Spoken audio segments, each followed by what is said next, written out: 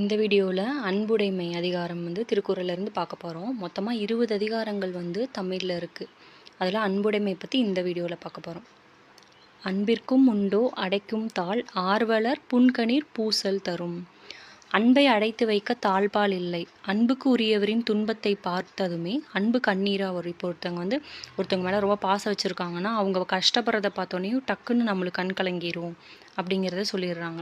இங்கே இதில் என்ன கேள்வி கேட்டிருக்காங்கன்னா ப்ரீவியஸ் இயர் கொஷனில் இந்த புன்கண்ணீர் அப்படின்றது விட்டுட்டு மிச்சம் எல்லாத்தையும் போட்டு கோடிட்ட இடங்கள் அந்த மாதிரி கேட்டிருக்காங்க. புன்கண்ணீரில் இன்னுக்கு 3 சுழி இன்னா கொடுத்து இந்து கொடுத்து அந்த மாதிரி மாற்றி மாற்றி கேட்குறாங்க. அப்போ நம்ம இந்த வேர்டு நம்ம நல்லா தெரிஞ்சு வச்சுக்கணும். இந்த ஒவ்வொரு வேர்டுமே நல்லா தெரிஞ்சிட்டோம்னா தான் நம்ம ஆன்சர் பண்ண முடியும். புன்கண்ணீர் அப்படின்னா துன்பம் கண்டு பெருகும் கண்ணீர், அதுதான் புன்கண்ணீர் அப்படின்னு அர்த்தம். அன்பில்லார் எல்லாம் தமக்குரியர் அன்புடையர் என்பும் உரியர் பிறர்க்கு. அன்பில்லாதவங்க என்ன பண்ணுவாங்கன்னா எல்லாமே தனக்கு தான் அப்படின்னு சொல்லியிருப்பாங்க.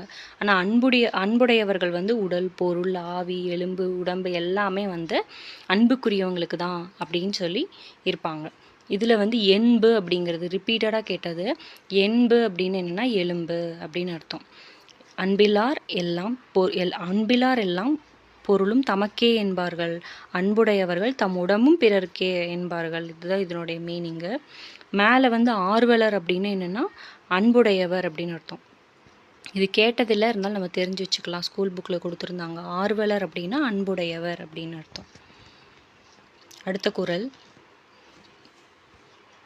அன்போடு இயைந்த வழக்கு என்ப ஆருயிர்க்கு என்போடு இயைந்த தொடர்பு. அன்போடு இயைந்த வழக்கு என்ப ஆருயிர்க்கு என்போடு இயைந்த தொடர்பு. உடம்போடு உயிர் இணைந்து இருப்பதனை போல வாழ்க்கை நெறியோடு அன்பு இணைந்திருக்கிறது.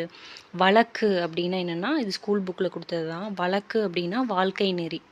வாழ்க்கைக்கான நெறி என்னென்னா இப்போ அறத்தை கடைபிடிக்கிறது, நல்லொழுக்கத்தோடு இருக்கிறது, ஈகை செய்கிறது, ஒரு வாழ்க்கை எப்படி வாழணும் அப்படிங்கிறதா வாழ்க்கை நெறி. இவங்க என்ன சொல்கிறாங்கன்னா உடம்போடு உயிர் எப்படி இணைஞ்சு இருக்குதோ அந்த மாதிரி அன்பு வாழ்க்கை நெறியோடு இப்படி தான் வாழணும் அப்படிங்கிறது இருக்குல்ல, அந்த இப்படி தான் வாழணுங்கிறது அன்புங்கிறது இணைந்து இருக்குது, முக்கியமான ஒன்று அப்படின்னு சொல்கிறாங்க. இப்போ கொஷின் கேட்கலாம், என்னன்னு கேட்கலான்னா உடம்போடு உயிர் இணைந்திருப்பது போல் எது வாழ்க்கை நெறியோடு இணைந்திருக்கு அப்படின்னு கேட்டாங்கன்னா அன்பு தான் இணைந்து இருக்குது அப்படின்னு சொல்லணும். அடுத்தது அன்பு ஈனும் ஆர்வம் உடைமை அது ஈனும் நண்பு எனும் நாடா சிறப்பு. ஈனும் அப்படின்னா தரும். இது கேட்ட கொஷின் தான். ஈனும் அப்படின்னா தரும். அன்பு ஈனும் ஆர்வம் உடைமை அது ஈனும் நண்பு எனும் நாடா சிறப்பு. அன்பு என்ன பண்ணுன்னா விருப்பத்தை தருமாமா. அன்பு விருப்பத்தை உண்டாக்கும். பிறர் மேலே பழக்க வழக்கங்கள் கொண்டு வரணும்னு சொல்லி விருப்பத்தை உண்டாக்குமாமா. அந்த விருப்பம் என்ன பண்ணும்னா அனைவரிடமும் நட்பு கொள்ளும் பெருஞ்சிறப்பை தரும். நட்புங்கிறது ஒரு நல்ல பெரிய விஷயம் தானே. அந்த விஷயத்த எது தரும்னா அன்பு தரும். எப்படி அது விருப்பத்தை உண்டாக்கும். விருப்பத்தை உண்டாக்கி நட்பு அப்படிங்கிற பெருஞ்சிறப்பை தரும். ஏது அன்பு தரும் அப்படின்னு சொல்கிறாங்க. இதில் திருக்குறளும் ரொம்ப இம்பார்ட்டண்ட்டு. ஒவ்வொரு வேர்டுமே இம்பார்ட்டண்ட்டு. பொருளும் நம்ம தெரிஞ்சுக்கணும். அது போக ஒரு வேர்டுக்கான மீனிங்கும் தெரிஞ்சுக்கணும். அப்படின்றத அந்த மாதிரி தான் ப்ரீவியஸ் இயர் கொஷனில் கேட்டிருக்காங்க. அன்புற்று அமர்ந்த வழக்கு என்ப வையகத்து இன்புற்றார் எய்தும் சிறப்பு. அன்புற்று அமர்ந்த வழக்கு என்ப வையகத்து இன்புற்றார் எய்தும் சிறப்பு. அன்போடு பொருந்தி வாழ்க்கை நெறியை கடைபிடித்தவர் உலகத்தில் மகிழ்ச்சி உடையவராவர்.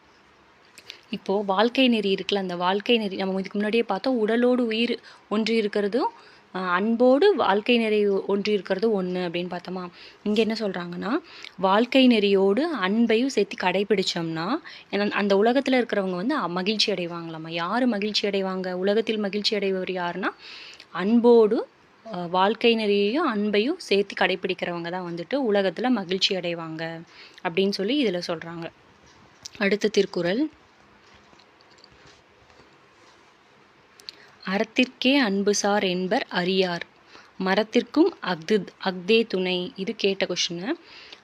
அறத்துக்கு மட்டும் அன்பு கிடையாது, மரத்திற்கும். மரம்னா வீரம் அப்படின்னு சொல்கிறாங்க. அறத்துக்கு மட்டும் அன்பு சார்ந்தது கிடையாது அப்படின்னு சொல்கிறவங்க அறியாதவங்க. மரத்திற்கும் அதுதான் துணையாக இருக்குது அப்படின்னு சொல்கிறாங்க. அன்பு அறத்தை மட்டும் சார்ந்தது என்று கூறுவோர் அறியாதவர்.